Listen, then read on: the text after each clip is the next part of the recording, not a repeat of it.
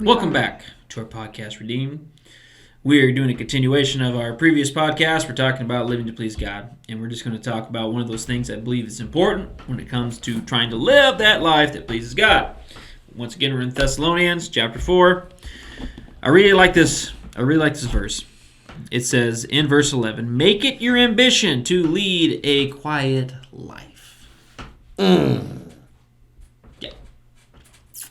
Just kind of let that sink in and in your mind, think about what's in your mind when I say quiet life, what does that look like? Yeah.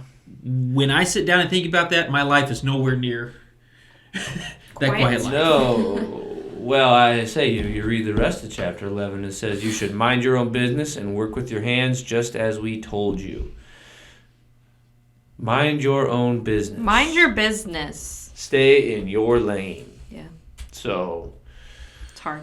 That one as well. Mm-hmm. Nuts. Yep. So that your daily life may win the respect of outsiders. And isn't that what it's all about? We're trying to live life that mirror Christ so that others would want to come to know him. Yep. Now, if I understand right what's going on here, the Thessalonians had some people in the church that were being busybodies.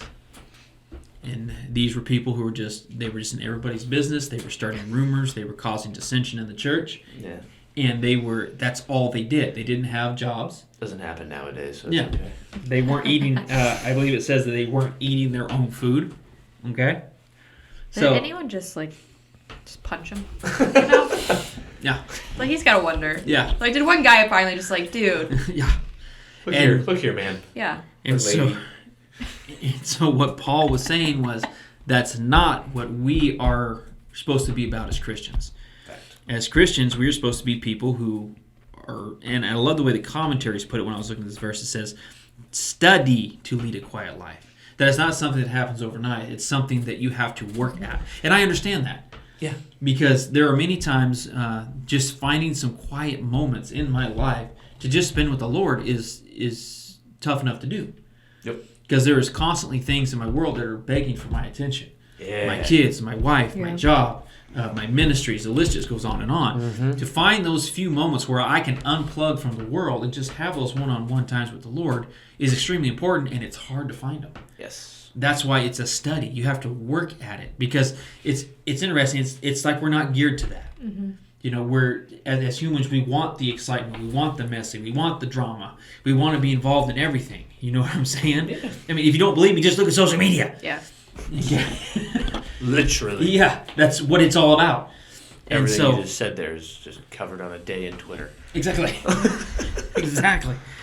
And so, that's right. Excellent. This idea of living this quiet life where we are more concerned about our affairs and the things that we need to be concerned about versus everybody else. Yeah.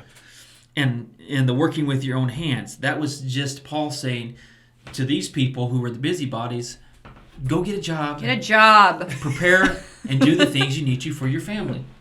Because if you're doing the things for your family, providing for your family, working for your family, doing those things, you're going to have less time to spend being the gossips and the busybodies. Mm-hmm. Okay? Yeah. And then on top of that, he says so that you will not have to be dependent upon anybody.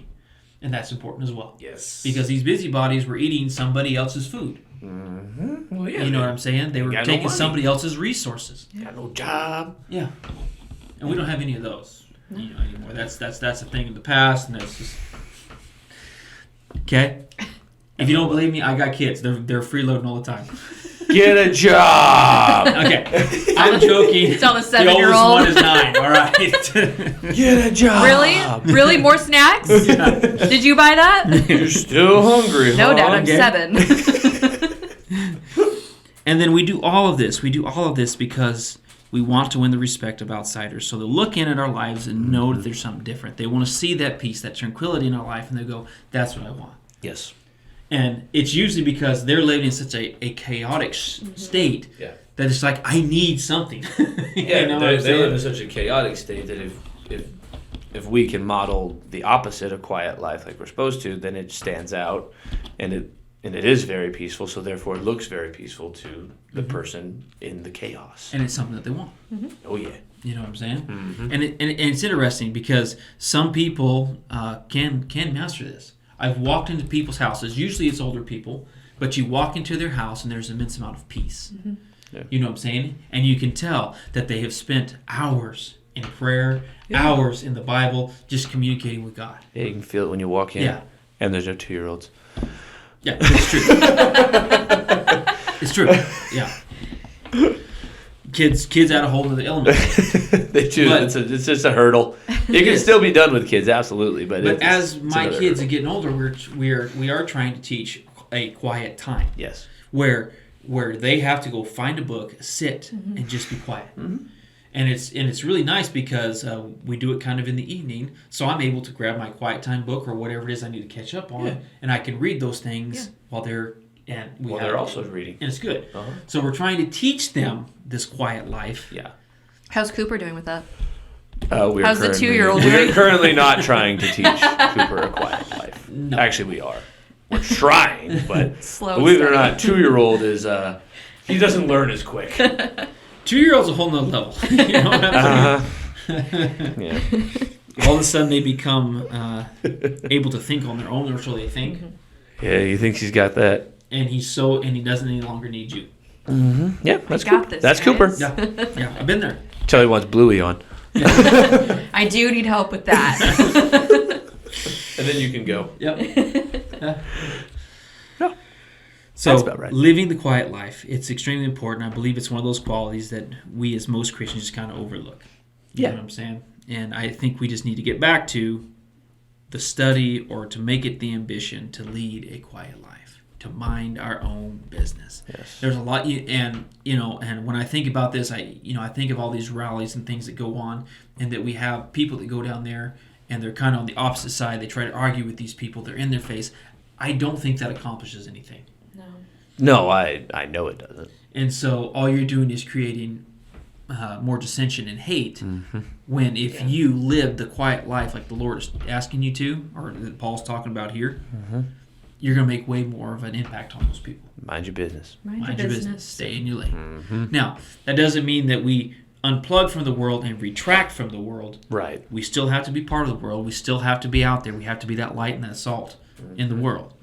Salt of the earth, baby. But if we can have a quiet life, it will say much more about who and what we are. Absolutely. And if you look at Jesus, he pulled back many times. Yeah. And just took time to go spend time and pray and had those moments with the Lord. Yeah.